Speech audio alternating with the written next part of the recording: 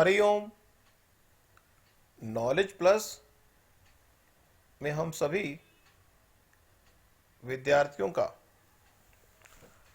स्वागत करते हैं। आज Hariom astrology class number 381 class है। आज इस क्लास के अंदर थोड़ी सी लंबी टॉक होगी। छठे भाव के बारे में, सातवें भाव के बारे में और पांचवें भाव के बारे में हम विचार व्यक्त कर रहे हैं। सबसे पहले सातवें भाव के बारे में बात की जाए तो सातवां भाव पार्टनरशिप का है। इस वर्ल्ड के अंदर व्यक्ति जो पार्टनरशिप है, जो सुखदायक पार्टनरशिप है, वो ये महसूस होता है कि जो जीवन के दूसरे पड़ाव में ग्रस्त की जो पार्टनरशिप है बड़ी सुखदायक है। लेकिन ग्रस्त की पार्टनरशिप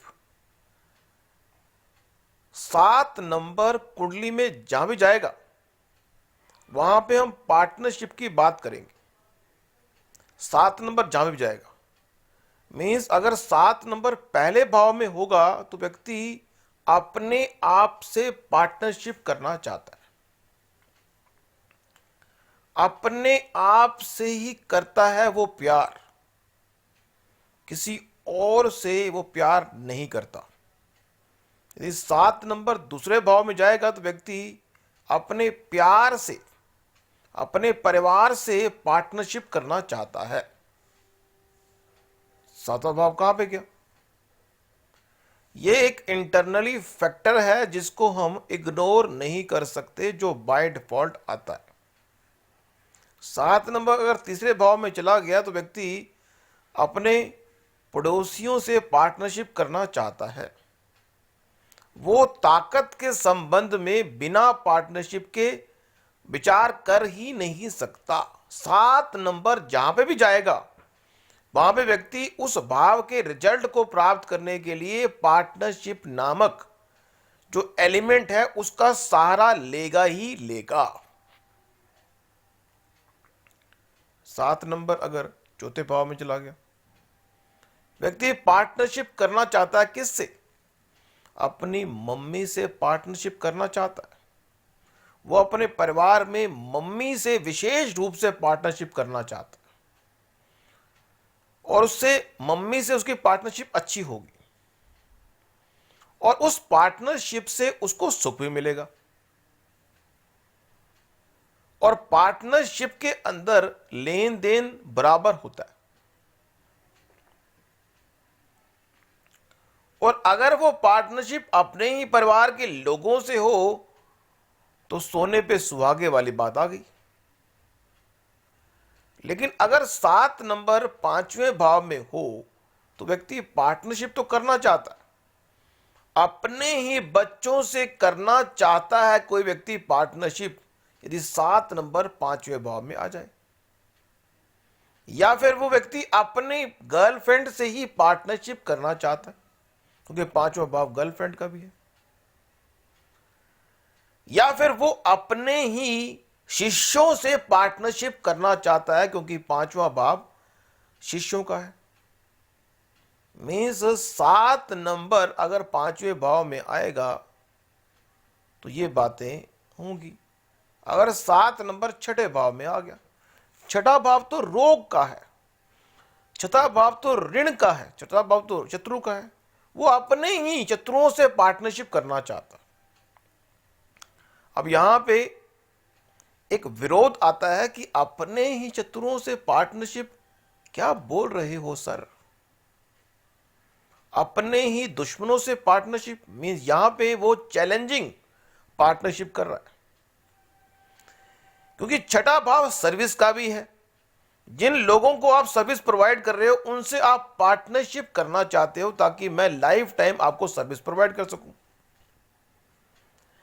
मीन्स यहां पे छठा भाव जो है पार्टनरशिप का है कि हम किसी व्यक्ति के 7वें भाव में अगर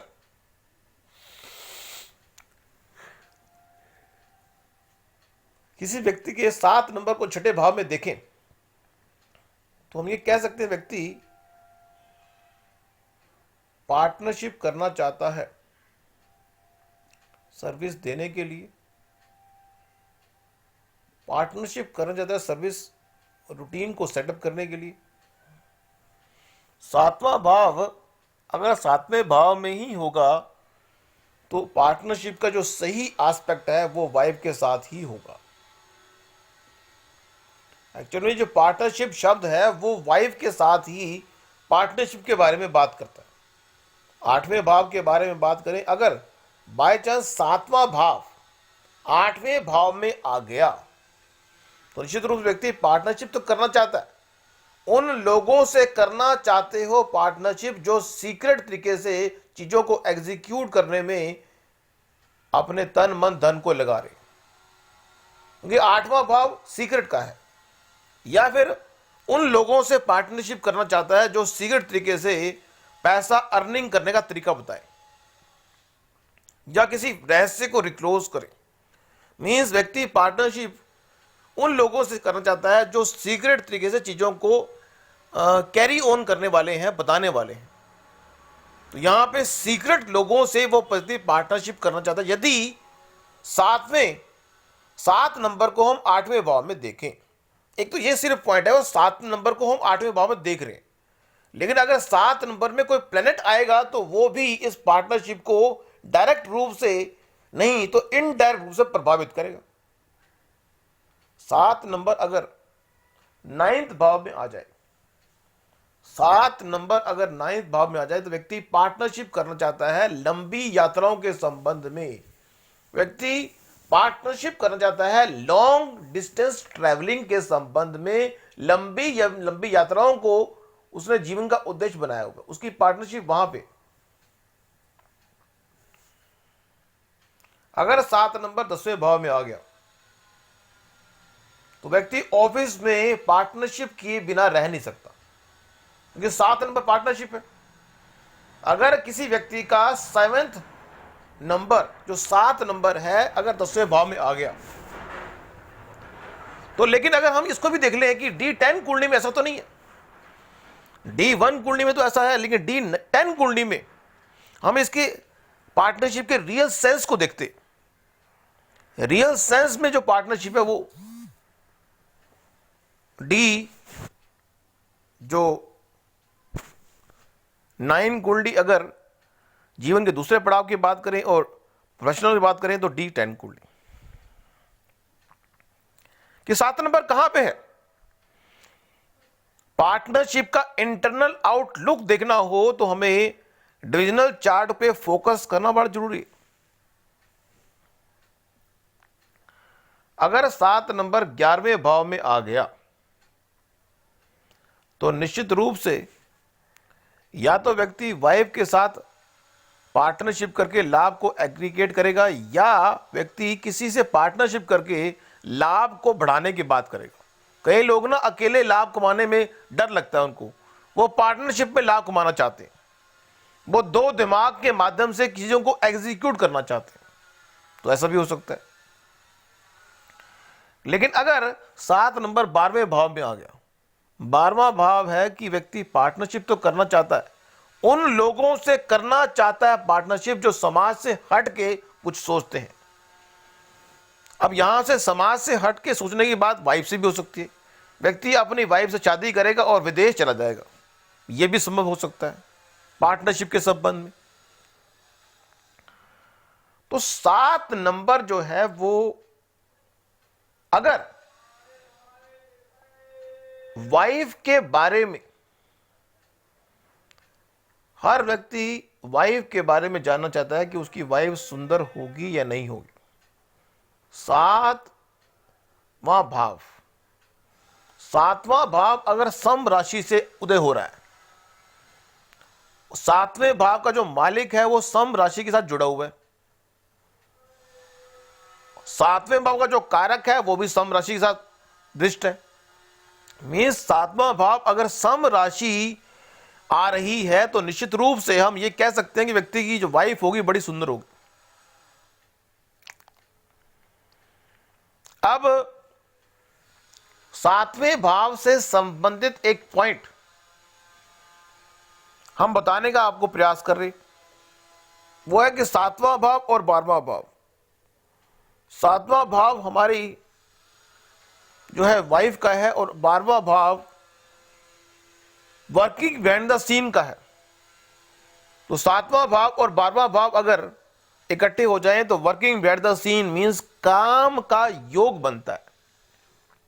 अगर किसी व्यक्ति की कुंडली में सातवें भाव का मालिक और 12वें भाव का मालिक इकट्ठा हो जाए, सातवें भाव का मालिक और 12वें भाव का एक्सचेंज कर जाए, सातवां भाव और 12वां भाव एक हो और वो कहीं भी जाके बैठे, मीन्स सातवें भाव का मालिक और 12वें भाव का मालिक जहां जाके बैठेंगे वहां पे एक रोग की, काम योग की उत्पत्ति होगी।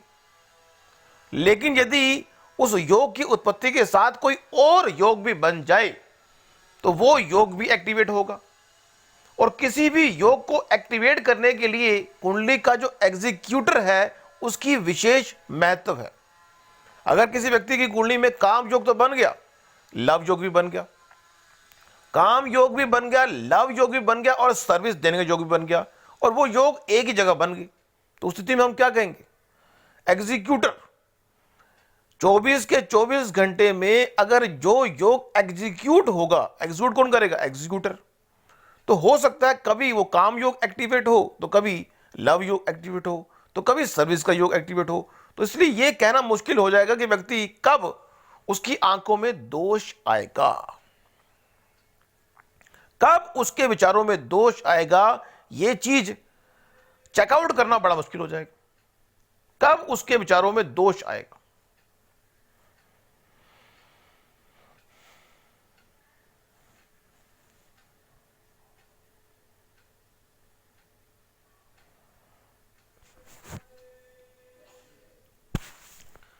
अब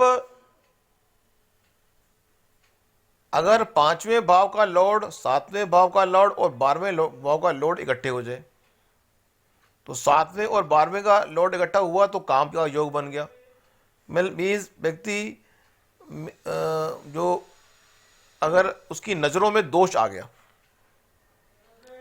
लेकिन अगर क्योंकि दूसरा भाव जो होता है हमारी आंखों का होता है, दूसरा भाव, सातवां भाव और 12वां भाव इकट्ठे होते हैं तो आंखों में दोष आ गया। लेकिन दूसरा भाव बैंक बैलेंस का भी है।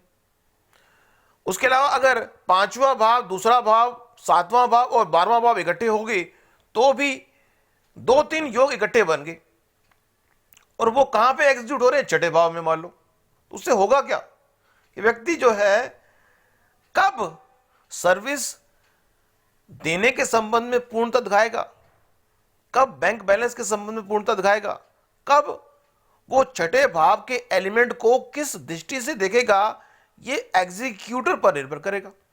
क्योंकि योग जो है काफी है, एक ही घर में अलग अलग तरह के योग बन जाएं तो व्यक्ति जब एग्जीक्यूट करेगा तो वो किस दृष्टि से उस योग को फलित करेगा, ये टोटली एग्जीक्यूटर पर निर्भर करेगा।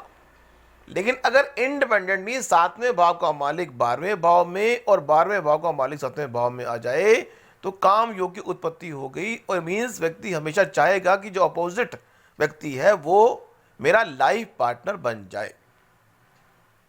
लेकिन अगर सातवें का 12वें से एक्सचेंज हो लेकिन और योग भी बन रहे हो तो स्थिति में 24/7 ये बात कहना गलत होगा कि काम योग 24/7 एक्टिव होगा। जरूरी नहीं है। अब एक पॉइंट और लेने का प्रयास कर रहे हैं, वो क्या कि जो पांचवा भाव है वो लव का है।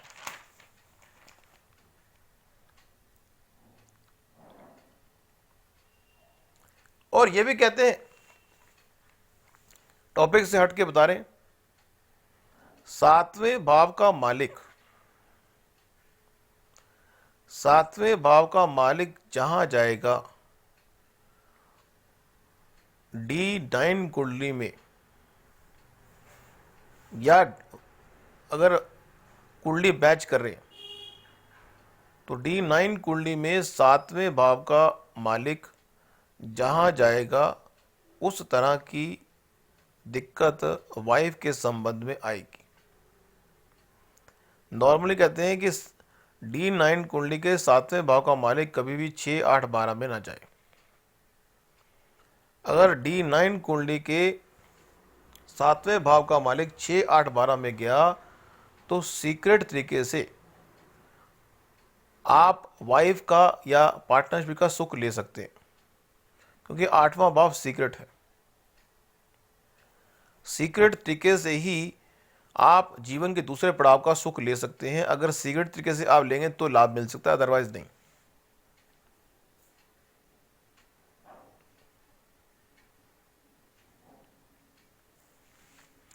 अगर हम छठे भाव की बात करते हैं तो छठा भाव जो है वो सर्विस देने का तो है।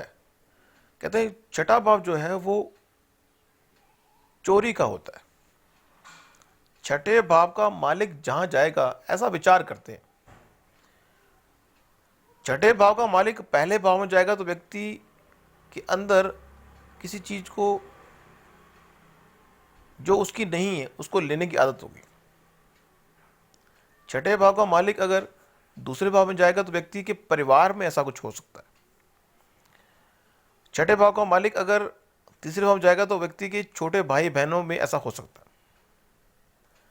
छठे भाव का मालिक अगर चौथे भाव में जाएगा तो व्यक्ति की जो माँ है उसमें ऐसा फैक्टर हो सकता है कि वो ऐसी चीज जो उसकी नहीं है वो लेने का प्रयास करे और बिना बताए। छठे भाव का मालिक पांचवें भाव जाएगा तो उसकी जो गर्लफ्रेंड होगी उसमें ऐसा होगा या बच्चों में होगा। छठे भाव का मालिक छठे में है तो मामा जी के पक्ष में ये बात आएगी। मामा जी कोई अनएथिकल काम कर सकते हैं। छठे भाव का मालिक सातवें भाव में जाएगा तो वाइफ के संबंध में। छठे भाव का मालिक अगर आठवें भाव जाएगा तो ससुराल पक्ष की बात करेंगे। छठे भाव का मालिक अगर 9वें भाव में जाएगा तो आपके गुरु में कोई प्रॉब्लम हो सकती है। ये एक सब्जेक्टिव विषय है, इसलिए हमारी बात का किसी हालत में बुरा ना माने अगर ऐसा कुछ हो रहा है। छठे भाव का मालिक 10वें भाव जाएगा तो व्यक्ति कर्म क्षेत्र में कुछ ऐसी चीज जो उसकी नहीं है वो लेने का प्रयास करेगा। छठे भाव का मालिक 11वें भाव जाएगा तो व्यक्ति नेटवर्क सर्कल में चीजों को अनएथिकल प्राप्त करने का प्रयास। छठे भाव का मालिक अगर 12वें भाव जाएगा तो व्यक्ति समाज से हट के या 12वां भाव समाज से हट के कुछ चीज रखने का प्रयास करेगा। 5वां भाव जो है लव का है, लव अफेयर्स का है। कहते हैं कि अगर 5वें भाव का मालिक जहां जाएगा वहां उस चीज से व्यक्ति को प्यार होना चाहिए।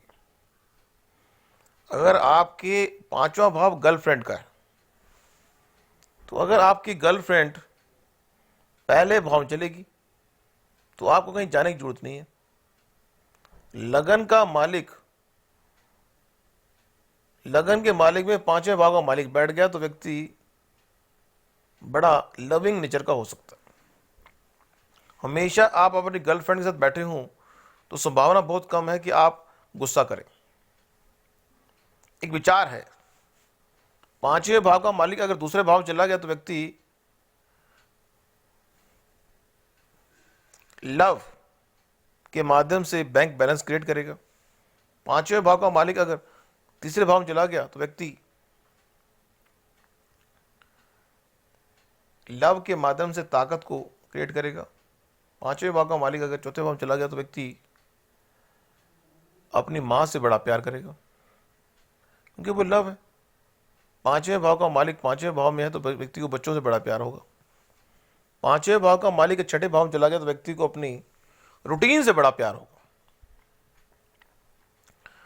5वें भाव का मालिक 7वें भाव में चला गया तो व्यक्ति को वाइफ से बड़ा प्यार होगा। और 5वें भाव का मालिक 8वें भाव में चला गया तो व्यक्ति को सीक्रेट से बड़ा प्यार होगा। और पांचवें भाव का मालिक अगर 9th भाव में चला गया तो व्यक्ति को अपने गुरु से बड़ा प्यार होगा। कई लोग इतना प्यार करते हैं गुरु से कि उनसे शादी कर लेते हैं। पांचवें भाव का मालिक 10वें भाव में चलेगा तो व्यक्ति को अपने कर्म से बड़ा प्यार होगा। पांचवें भाव का मालिक 11वें में गया तो व्यक्ति को अपने नेटवर्क सर्कल से बड़ा प्यार होगा। और पांचवें भाव का मालिक यदि 12वें में गया तो व्यक्ति को अपने अकेले रहने से बड़ा प्यार होगा।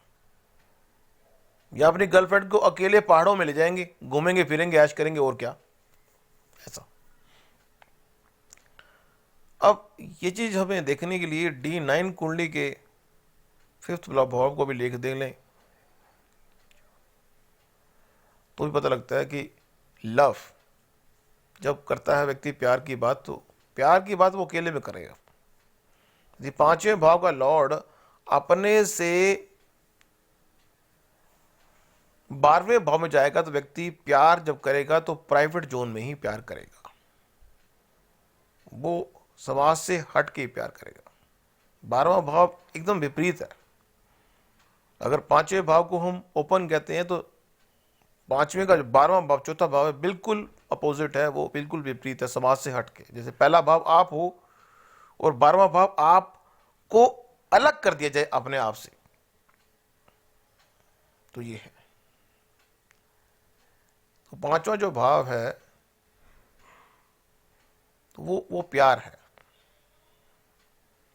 तो आज की टॉक में कुछ बताया हमने। Thank you so much for listening and always supporting Hariom knowledge plus.